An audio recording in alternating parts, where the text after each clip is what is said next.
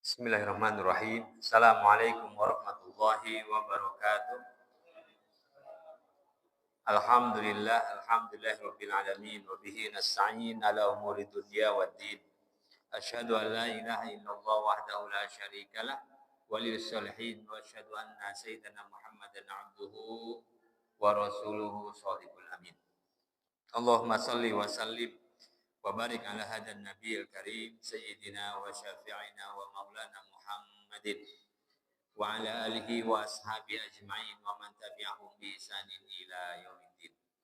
Amma ba'dahu rabbi israh li sadri wa yassir li amri wa hlul 'uqdatam min lisani yafqahu qawli. Allahumma anfa'na bima 'allamtana wa 'allimna ma yanfa'una wa zidna ilma. Allahumma rzuqna fahman nabiyyin wa hifdzal mursalin wa ilhamal malaikatil muqarrabin. Allahumma ghnina bil ilmi wa zayyina bil hilmi wa akrimna bit taqwa wa jammilna bil afiyah. Qalu subhanaka la ilma lana illa ma 'allamtana innaka antal alimul hakim. Shadaqallahul azim. Tsumma ila hadratin nabiyil mustafa sayyidina Muhammad rasulillah wa ala alihi wa sahbihi wa dzurriyyati ajma'in.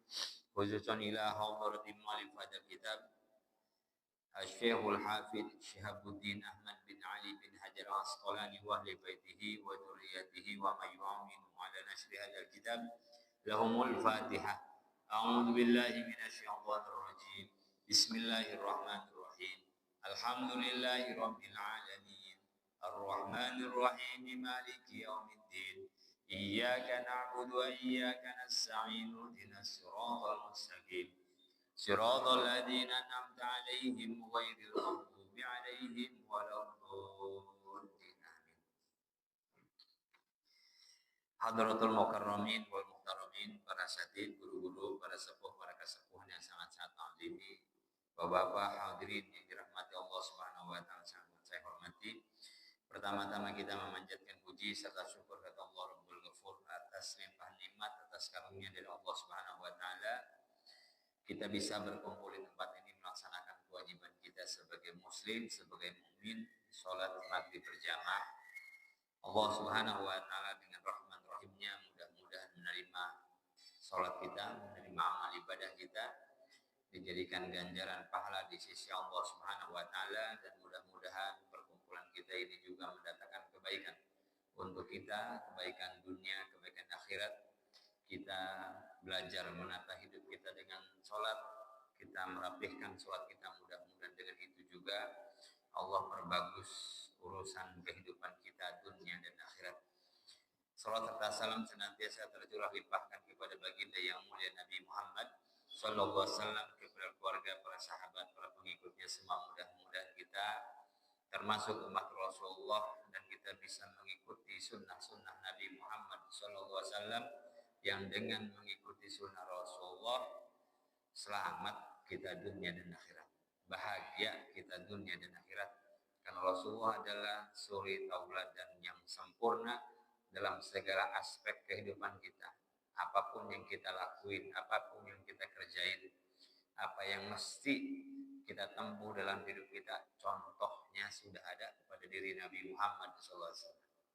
Aturannya gamblang dalam Al-Quran. Tidak ada yang terlewat dalam Al-Quran. Semuanya aturan kehidupan kita itu ada dalam Al-Quran. Gak ngerti kita Quran, sulit kita untuk memahami langsung firman Allah Subhanahu wa taala, dijelaskan oleh Rasulullah dengan hadis-hadisnya, dengan sunnah-sunnahnya. Aturannya udah ada, penjelasannya udah ada, gimana ngelakuin, contohnya sudah dicontohkan oleh Nabi Muhammad sallallahu alaihi wasallam. Aturannya ada, penjelasannya ada, contohnya ada, lengkap. Ya, oh rukunya begini, gimana? Sahabat lihat Nabi. Oh ternyata begini ruku tuh, begini tuh sujud.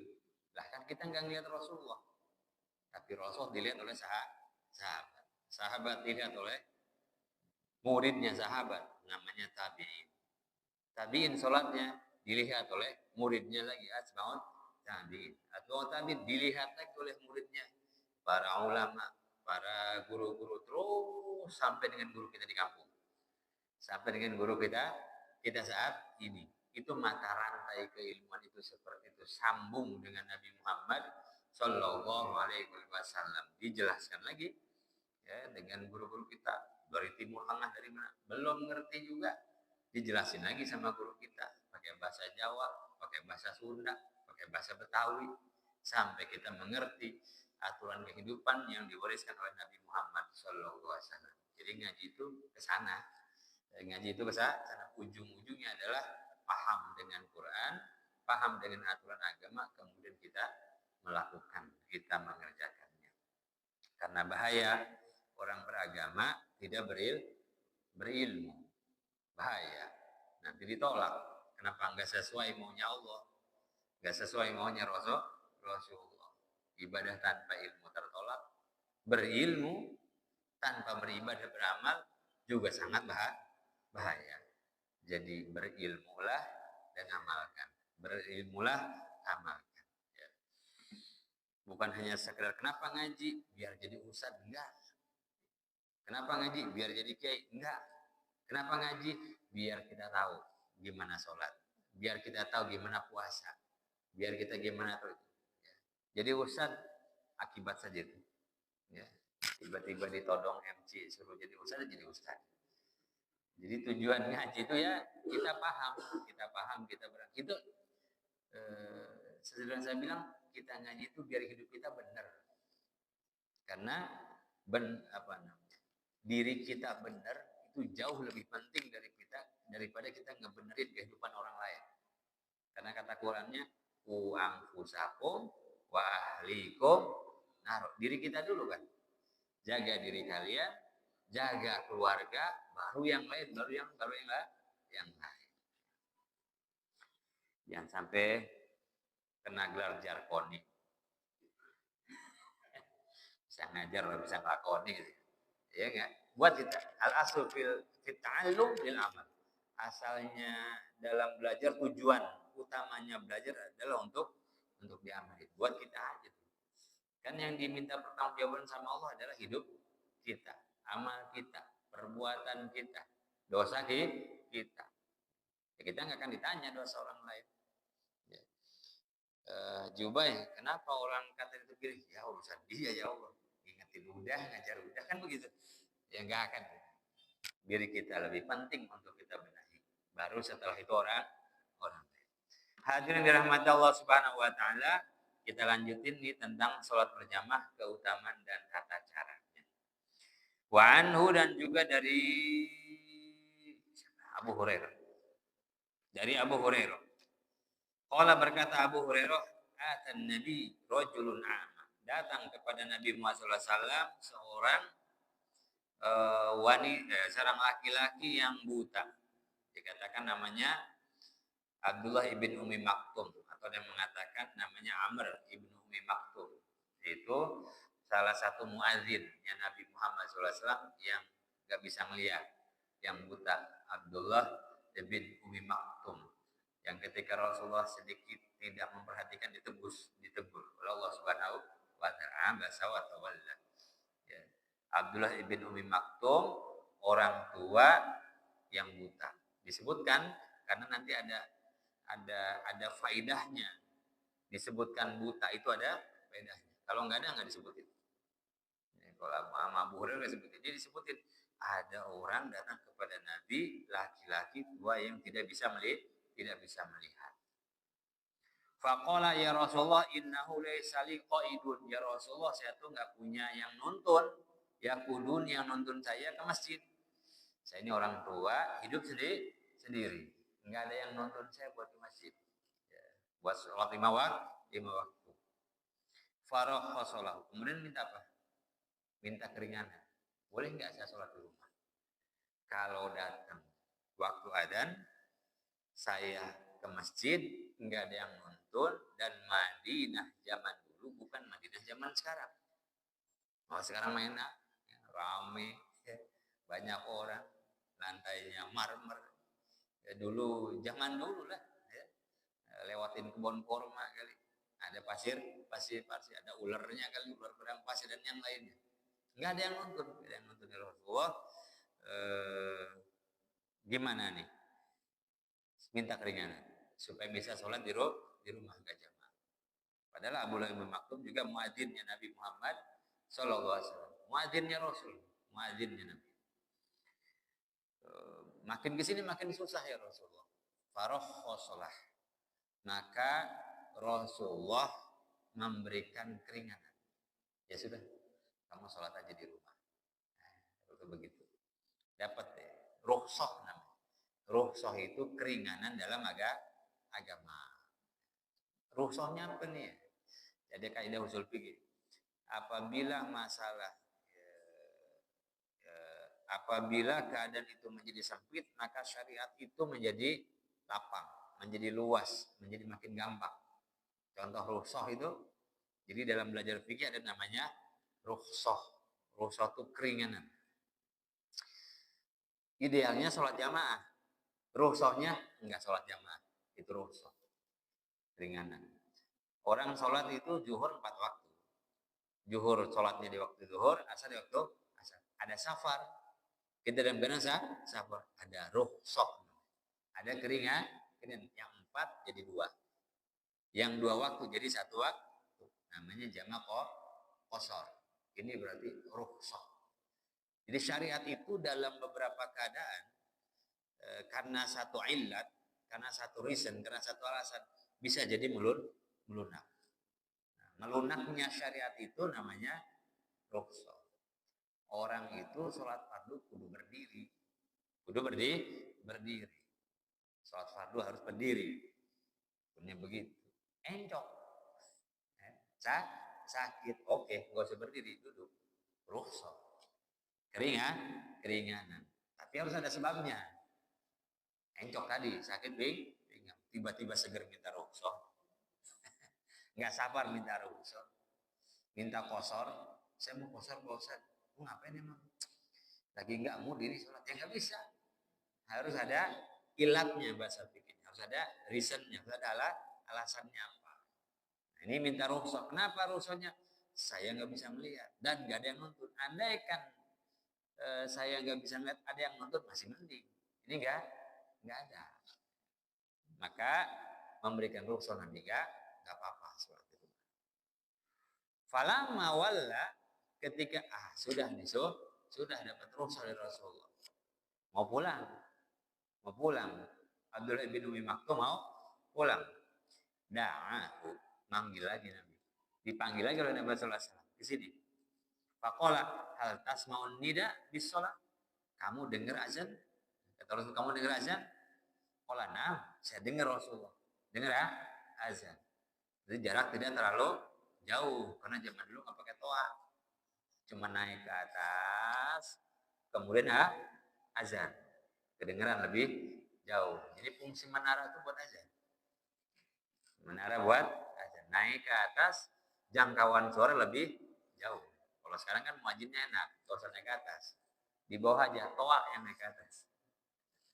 Ya. Bikin menara mahal-mahal buat nyangkolin toa doang kan. Ya, kalau dulu kan buat azan tuh naik ke atas, semua muadzin harus gagah. Masih dengar ya Rasulullah. Saya masih dengar azan. Bisa diperkirakan jaraknya tidak terlalu jauh. Qala fa'ajib.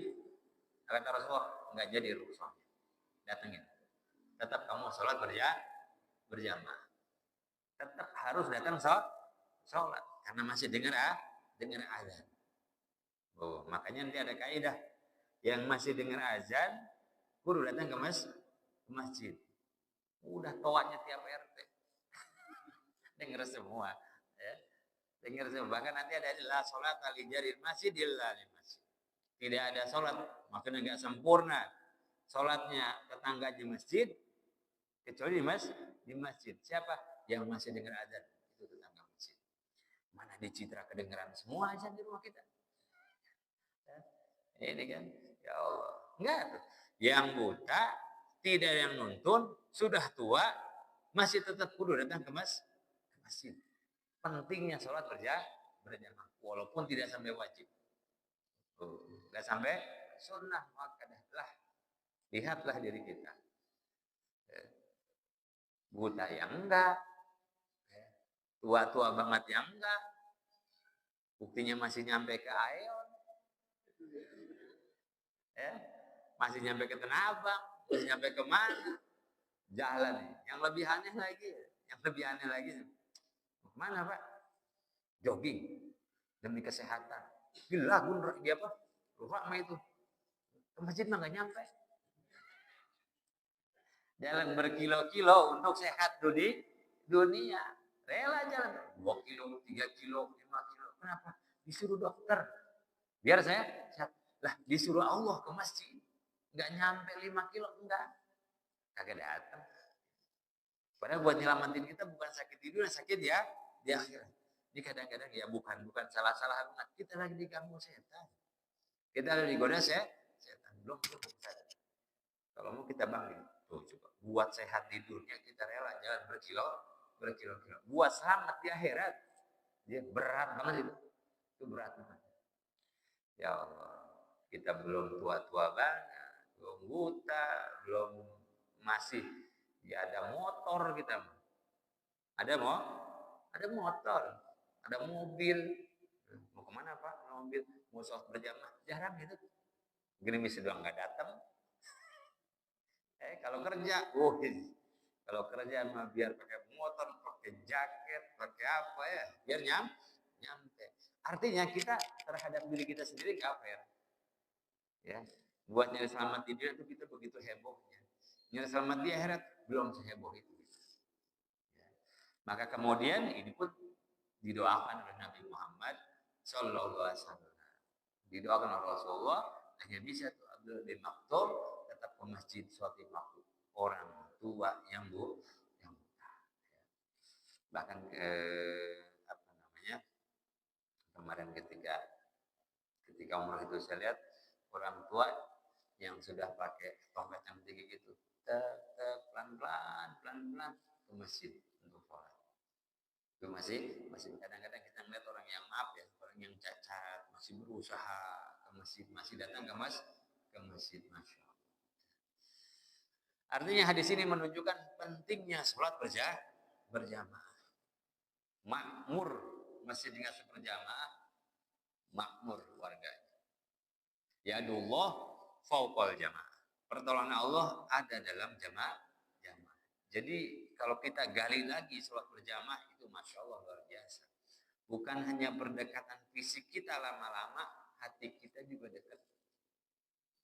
Bukan hanya kita rapi sholat berjamaahnya, tapi kita juga akan mudah pelan-pelan terbangun di lingkungan ini. Saling bersatunya hati, saling kenal. Udah sering aja berjamaah, lama-lama si bapak itu kemana ya? Jangan-jangan sakit. Ya, biasanya ada tuh di pojokan sambil batuk-batuk. Ini udah 3 sholat atau 3 hari nggak ada. Tanya. Akhirnya kamera dari masjid oh iya lagi sakit. Lagi kurang sehat. Di masjid ya Allah. Kita melihat model-model begitu. Orang-orang yang sering ke masjid itu lebih mudah dalam sosialisasi ke masyarakatannya. Ya. Jangan ke masjid pas innalillahi wa inna ilaihi raji'un. Siapa yang meninggal? Bapak anak orang baru ya, udah 10 tahun di sini. Ada nggak? Ada. Minggu kemarin tinggal di satu klaster. Saya ngisi di situ. Saya ngaji di situ. Kemudian meninggal. Minta diurusin di masjid yang di luar klaster. Ngapain repot-repot? Saya bilang, hubungi aja deh kan. Justru Pak nggak pernah ke masjid. Tuh kan, repot sendiri. Jadi itu yang sebetulnya yang sedang jadi setiap ibadah yang kita lakukan itu sebetulnya untuk kebaikan kita. In ahsantum yang fusikum. Kalau kita ikuti saja aturannya Allah dalam ibadah, maka tertata dengan sendirinya kehidupan kita di dunia sebelum di akhirat. Coba ketika terbangun kebersamaan. Orang kan gembor-gembor bersama, bangun kebersamaan, bangun persatuan. Islam udah duluan dengan sholat berjamaah. Mau marah-marahan di rumah, gara-gara salah parkir, mikir-mikir karena sering ketemu di masjid. Ya kan? Jangan galak-galak. itu tukang papa di masjid. Kan begitu. Banyak permasalahan sosial bisa diselesaikan bermasyarakat di masjid. Assalamualaikum warahmatullahi wabarakatuh. Assalamualaikum warahmatullahi wabarakatuh. Ya Allah, mudah-mudahan sebelah kanan diselamatin, mendapatkan keselamatan. Yang kiri juga begitu. Habis itu, paling modal kita salaman, ngobrol, ketemu di masjid, masya Allah. Luar biasa. Makanya banyak banget faidah manfaatnya. Makanya program sholat berjamaah itu harusnya bukan hanya program ketua DKM, bukan. RT, RW, lurah, camat itu. Karena membangun masyarakat itu dari situ. Rawahu Muslim, hadits Imam Muslim. Pentingnya sholat berjamaah sampai Abdullah bin Umi Maktum tidak bisa melihat, sudah rentak, tidak ada yang nonton, tetap disuruh ke masjid oleh Nabi Muhammad. Nanti berkahnya ke masjid, Abdullah bin Maktum bisa berangkat. Ani bin Abbas radhiyallahu anhu Nabi dari Nabi Muhammad SAW man sami'an nida, kata Rasulullah.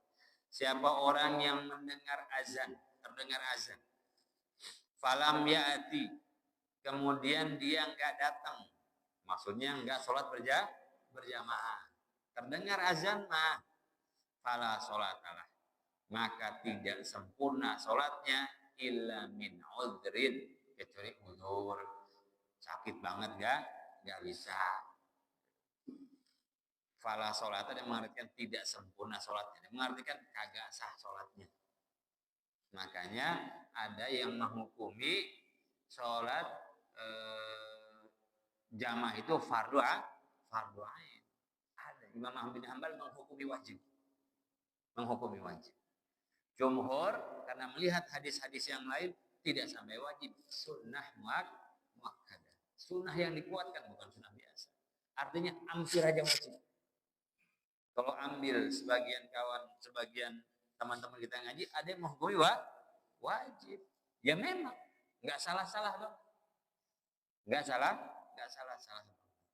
Walhasil kita kalau pengen tenang gitu, kita pun mengupayakan sholat berjamaah.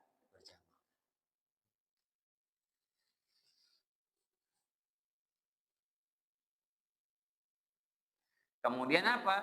Uzurnya itu apa?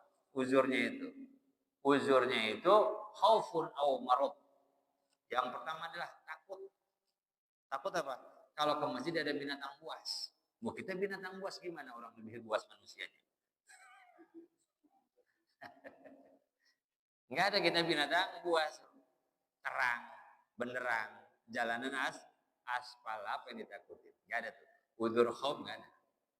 Uzur takut enggak ada. Kalau zaman dulu ya iya. Di kampung saya ke masjid itu ada 5 kilo kali. Lewat sawah dulu, lewat apa dulu kan gitu ya. Ke mana? Ke musolah ya lewat kebun dulu. Ada ular ya sekarang. Kayaknya uzurnya makin nggak ada, makin nggak ada sekarang. Kita di kampungan gitu, mau bulan Ramadan ini pasang lampu arah ke musolah untuk sholat tarawih. Lewat Ramadannya gelap lagi kan, gelap lagi nggak ada. Terus sekarang ya Allah, masjidnya enak, jalanannya enak, khauf nggak ada, au marad atau sakit, itu saja uzur. Wan Yazid bin Al-Aswad, dari Yazid bin Al-Aswad, annahu shallama Rasulullah, bahwa Yazid bin Aswad salat bersama Nabi Muhammad SAW. Salat subhi, salat subuh. Falamma shalla Rasulullah, tatkala Rasulullah telah selesai salat, idza huwa birajulain, Rasulullah bertemu dengan 2 orang laki-laki, lam yusalliya fada'a bihim. Ada 2 orang yang enggak ikut salat. Ya. Jadi Yazid bin Al-Aswad, saat itu saya sholat subuh bersama Rasulullah. Ketika sudah selesai, Rasul melihat 2 orang enggak sholat bersama Rasulullah. Kenapa? Karena Rasulullah melihat apa yang ada di belakangnya seperti apa yang ada di hadapannya. Jadi kalau Rasulullah sawu suhufakum, Rasul nggak usah ngeliat ke belakang. Karena kata Rasul, aku melihat yang di belakangku seperti apa yang di hadapan. Kalau kita sawu suhufakum ya sambil lihat. Imam sambil lihat, orang kita nggak melihat. Gitu. Rasulullah ngelihat dua orang ini, fada'a bihima, maka dipanggil oleh Nabi Muhammad SAW. Fajima biha ta'udu faro'isuhuma faqala lahu.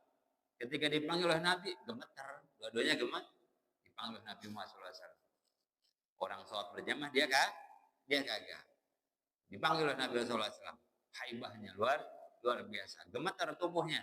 Faqala lahuma ma manakum an tusalli mana? Kenapa kamu enggak sholat bersama kami? Kenapa enggak sholat bersama kami? Qala qad shallaina fi rihalina. Ternyata ya Rasulullah, saya udah sholat di rumah. Begitu ke masjid, lagi sholat, udah saya nggak usah sholat lagi, gitu. Ya, saya sudah sholat di rumah saya, pas ke masjid, ternyata masih sholat, ya udah, saya nggak sholat lagi, makanya kami nggak sholat. Rasulullah itu juga, apakah ini udah mulai keluar dari barisan, mulai keluar dari jamaah? Enggak ya Rasulullah, kami sudah sholat, maka kami nggak sholat lagi. Fala taf'ala, kata Rasulullah, jangan begitu. Ya, jangan seperti itu, nggak enak kelihatannya. Orang pada sholat dia kagak. Jangan begitu kata Rasulullah. Idza shallaitu ma fi rihalikum, apabila kamu sudah sholat di rumahmu, summa adraktuma, kemudian kamu mendapati al-imam, maksudnya sholat di masjid belum selesai. Adraktumal imama wa lam yusalli fa shallaya ma'hu. Imam belum selesai sholat, maka sholatlah kalian berdua bersama imam. Suruh ulang sholatnya. Sholatnya kata Rasul. Sudah sholat di rumah. Pas lewat, masjid kayaknya udahan. Masjid udahan sholat tadi rumah. Pas keluar naik motor, belum selesai sholat di masjid. Ikut sholat lagi kata Rasul. Ikut sholat lagi. Apalagi duduk di situ. Mau rapat Ramadan, ya, dipikir sudah sholat isya di rumah. Pas nyampe sini ternyata masih sholat, nungguin ambil ngopi di luar. Kata orang Irak, itu kenapa nggak pada sholat? Kan begitu. Ikut sholat lagi. Idza shallaitu ma fi rihalikum summa kemudian apa kata Rasulullah? Fa sallaytu fa innaha lakum nafilah. Salatmu jadi yang sunnah, yang dicatat pahala berjamaah. Salat yang tadi dicatat sebagai salat sunnah. Itu malah boleh begitu. Atau misalkan datang ke masjid, ya udah selesai. Salat udah selesai, udah beres. Yang masbuk pun udah selesai. Ini telat banget ini. Dimarahin. Udah telat habis-habisan. Sejam. Ya, udah gak ada yang sholat lagi. Gimana nih? Jangan pulang lagi. Ajak orang temenin saya sholat. Jadi berjamaah. Minta temenin sholat. Jadi sholat berjamaah. Ini cara. Nambahin kerjaan aja. Sholatnya sih sendiri. Itu cara boleh. Ya Allah. Saking pentingnya berjamaah. Bisa ulang nih. Ketika kita sudah sholat sendiri, kemudian kita sampai lewat, orang lagi sholat berjamaah, sholat lagi. Sholat lagi. Atau kita datang, sholat sudah selesai semua minta temenin. Temenin semua sholat di belakangnya. Jadi berjamaah. Ya. Wala Abdullah wasal tidak termasuk mengulang sholat itu. Ya, kata Rasulullah, yang satu fardu jadi berjamaah, yang tadi sendiri jadi sholat sunnah. Nabi tahu kita masuk ogah rugi. Ya rugi dong orang kecil. Enggak sia-sia. Jadi pahala sunnah. Udah ketakar pikiran kita sama Rasulullah. Nabi bilang yang tadi sunnah jadi pahala. Kita makan ogah banget. Hitungan mah kita mah. Ya.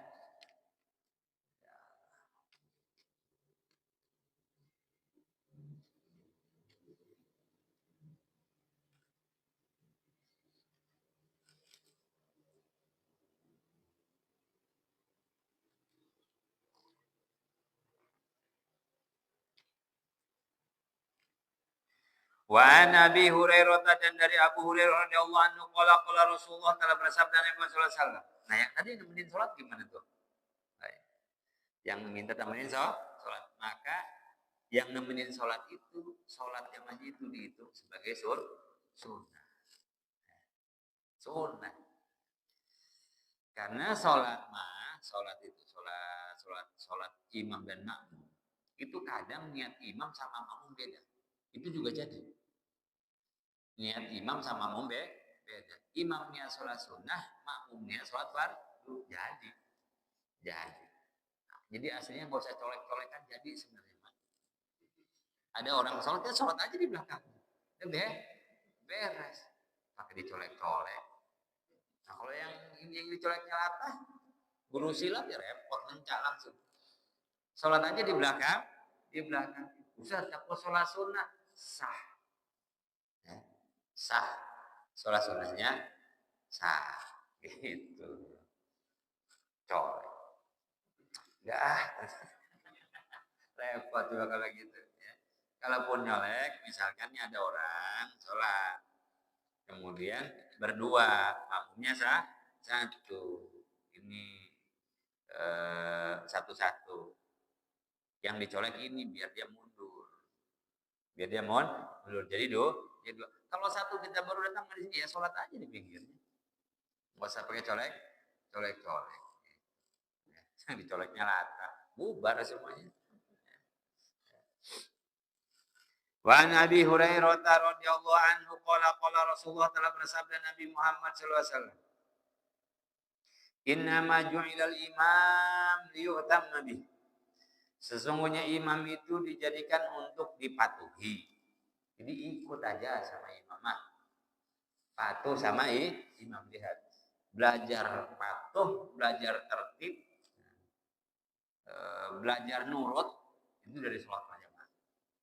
Yang namanya kita sudah memilih pemimpin, konsekuensinya adalah patuh nurut. Kita mau pemimpin pilih nurut maka ada.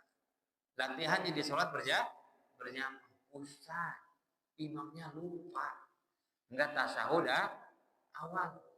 Imam lupa. Wah kacau. Banyak utang imam. Enggak apa-apa, ikut.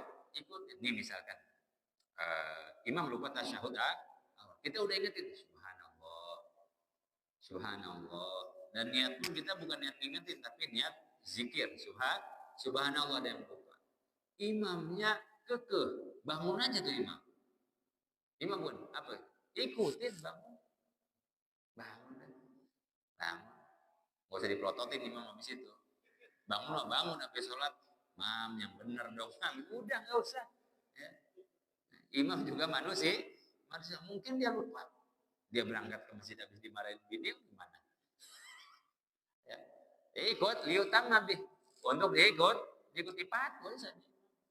Ya. Kita sedang baca Fatihah. Madzhab kita kan tetap baca Fatihah. Ya. Belum selesai. Bismillahirrahmanirrahim. Alhamdulillah. Ar-Rahmanirrahim. Maliki yaumiddin. 3 ayat aja. Imam udah ruku. Wih, hebat imamnya.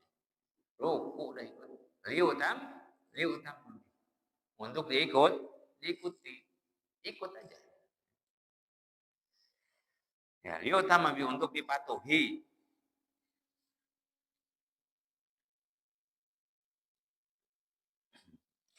Kemudian faida kabbaro fakabbiru. Kalau takbir. Takbir ikut. Nanti takbiratul ihram tunggu imam selesai. Allahu Akbar. Langsung kita takbir. Gak usah ngapa-ngapain lagi. Ini kadang-kadang guru imam udah takbir, belum ruku kan udah dapat 1 rakaat. Ini kelakuan kalau sholat tarawih anak dulu. Ya. Ini bahkan itu jadi masbuk gitu. Ya. Walau boleh amin kulon Allahu Akbar baru ikutan. Faidah kabbaro kabbiru. Kalau faidah kabbaro fakabbiru. Kalau imam takbir ikutan. Allahu Akbar tunggu imam turun dulu. Allahu Akbar beres baru kita takbir. Allahu Akbar tunggu selesai. Kalau imam enggak jadi repot kan. Allah enggak jadi imam. Allah lagi nggak jadi imam, kan ada imam begitu ya. Mau jadi nggak sini mau? Ya. Tunggu salah, Allah Akbar selesai. Sama. Salam juga jangan duluin imam. Kita nggak boleh duluin imam. Nggak boleh kita duluin imam. Nggak boleh juga kita terlalu telat sampai ketinggalan 2 rukun sama imam. Nggak boleh. Selesai imam ruku Allahu Akbar, baru kita ruku Allahu Akbar. Sami Allah liman hamidah, baru kita bangun. Ini salam kadang-kadang juga masalah. Salam. Assalamualaikum gitu. Tunggu imam salam ke kiri, baru kita ke kanan. Wih, buru-buru mau kondangan. Baru imam assalamualaikum warahmatullahi wabarakatuh. Jalan. Keluar dari berjamaah. Ya anteng gitu imam. Kabbar itu artinya selesai imam bertakbir, fakabbiru, maka bertakbirlah kalian. Allahu Akbar, baru kita Allahu Akbar. Itu tertibnya begitu. Imam rukuk Allahu Akbar, imam rukuk baru kita ikut Allahu Akbar. Gitu. Kayaknya imam udah bangun nih, bangun. Imam belum masih sujud. Faida kabbaro fakabbiru. Wala tukabbiru hatta yukabbiru. Kata Rasulullah, jangan kamu takbir sehingga imam selesai takbir. Kan rapi ya. Allahu Akbar, baru semua Allahu Akbar. Ya. Wa idza raka'a farka'u wa la tarka'u hatta yarka'. Dan kalau imam rukulah kamu. Jangan ruku sebelum imam ruku. Jangan duluin imam. Itu rusak sholat berjamaahnya. Masya Allah, sabar sih. Ya Allah, imamnya zaman terawih, zaman kita kecil kan kacau gitu. Mending sekarang rapi-rapi. Zaman kecil tuh, imam lambat al-fatihah, walaupun amin, belakang udah amin. Ya, tunggu, walaupun tarik nafas dulu imam, Pak.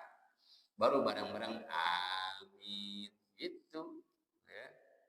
Juga gerakan-gerakan yang lain kan ada imam yang masih gagah, ada imam udah loyo, encok, asam urat segala macam, sahabat ya. Imam baru bangun dari dia udah berdiri. Itu kata Rasulullah, wala tarka'u hatta yarka, dan kamu ruku sebelum imam ruku. Wa idza qala sami'allahu liman hamidah faqulu Allahumma rabbana wa lakal hamdu. Wa idza sajada fasjudu wa la tasjudu hatta yasjud. Ketika imam sami Allah liman hamidah, rabbana wa lakal hamdu, kita baru bangun. Kalau sujud imam baru sujud. Wa idza shalla qa'iman fa shallu qiyaman. Kalau imam salat berdiri, ya salat berdiri. Wa idza shalla qa'idan fa shallu qu'udan ajma'in. Kalau imam salat duduk semuanya. Soal ini khilaf, tapi kan berdasarkan hadis ini, kalau imamnya duduk, ya duduk. Saking begitu. Jadi ada dua pendapat. Tapi berdasarkan hadis ini mah, kalau imamnya salat duduk. Fasallu kumudan ajma'in. Semuanya. Rawu Abu Daud, hadis Imam Abu Daud. Wa hadza lafdhu wa fi sahihain. Begitulah lafaz di dalam Sahih Bukhari dan Sahih Muslim.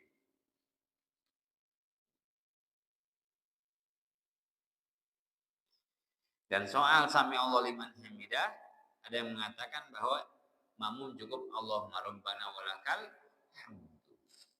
Ada yang mengatakan sama dengan imam baca sami Allah liman hamidah, rabbana walakal hamdu. Khilaf ya Quran.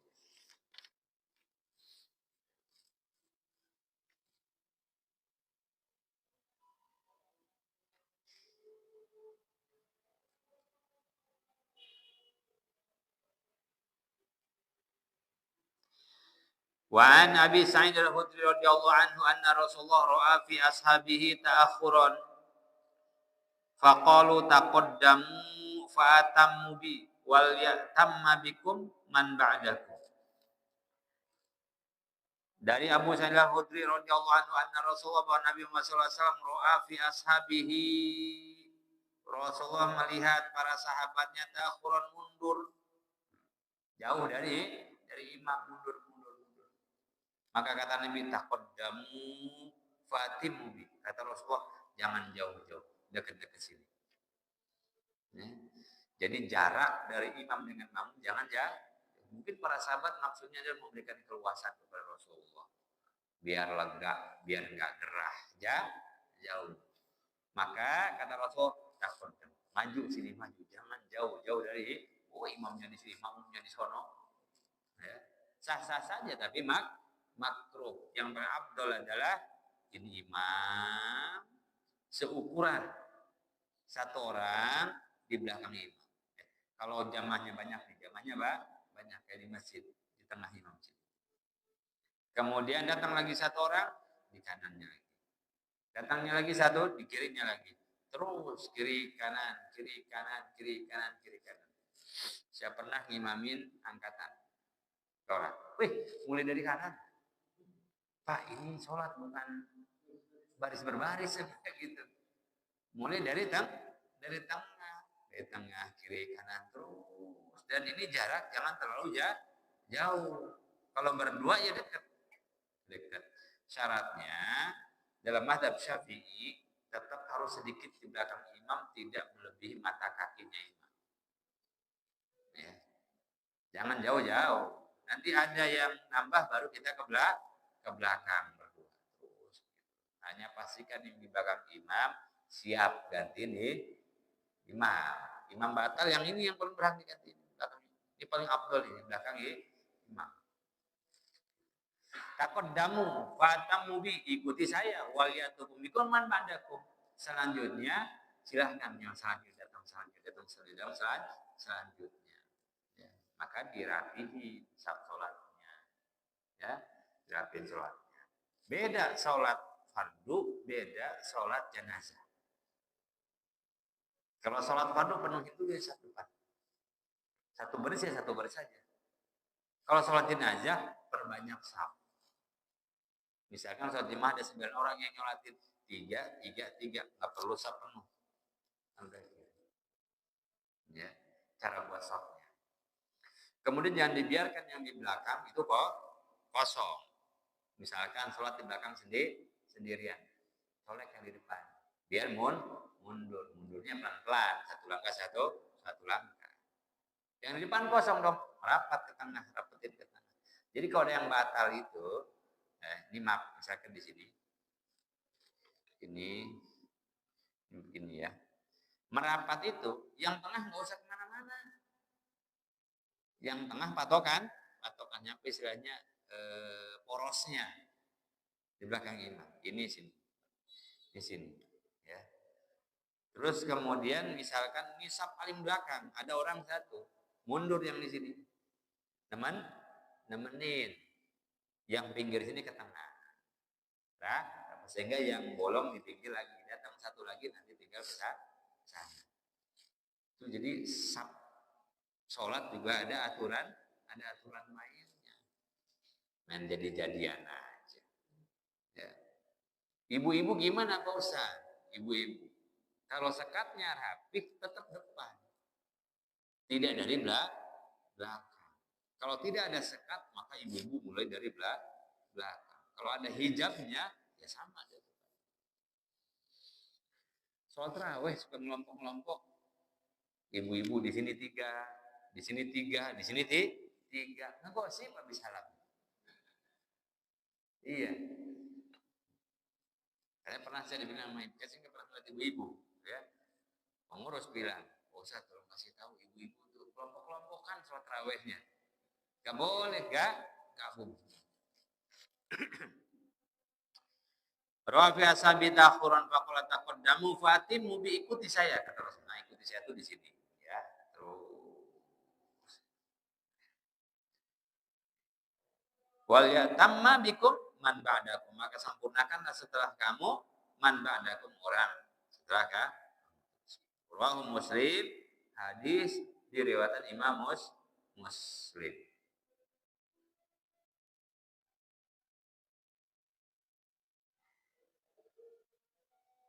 Bisa? Bisa. Oke, baik. Ada pertanyaan di sini? Enggak apa-apa, tanya enggak apa-apa.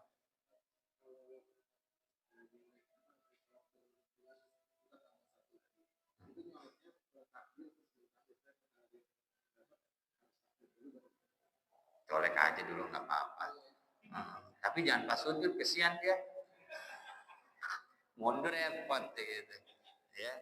Dia colek aja baru kita takbir. Apa-apa. Ada lagi? Baik, kalau tidak pertanyaan saya pikir cukup, nanti kita lanjutkan lagi.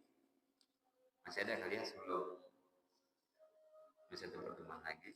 Titip aja besok malam Jumat pemasangan malam nisfu Syaban ya. Malam Jumat nisfu Syaban, kumpul-kumpul dah. Habis mari kumpul-kumpul, hidupkan malam nisfu Syaban dengan ibadah apa saja yang biasa kita lakukan pakai dari umum.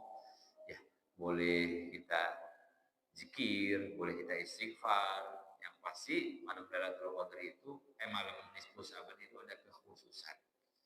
Hadis yang sahih, innallaha la yattali'u. Rasulullah Allah Subhanahu wa taala bersabda, Allah memperhatikan hamba-hambanya di malam Lailatul Qadar. Kemudian Allah mengampuni semua makhluknya kecuali musyrik atau bermusuhan. Manfaatin yang malam itu. Ya, yang membaca Yasin ya silahkan. Membaca Al-Baqarah ya silahkan, panjangan dikit. Ya, kalau orang tua kita biasanya maghrib ke isya itu manfaatin untuk kumpul baca Yasin tiga kali atau sekali apa-apalah. Kenapa Ustaz nggak ada maghrib? Kalau jam 9 susah, jam 10 susah. Udah yang paling gampang maghrib ke isya sekalian ditutup isya. Di rumah kita mau hidupkan lagi dengan istighfar zikir ya silahkan. Ya, kita hidupkan aja sunnah-sunnah yang memang baik, yang memang ada dalilnya dari Nabi Muhammad SAW bahwa malam nisfu Syaban sebagian mengatakan dilaporkan amal kepada Allah Subhanahu wa taala, maka kita pengen menutup amal kita dengan kebaikan meskipun sesingkat maghrib dan isya. Ya, demikian Al-Fatihah.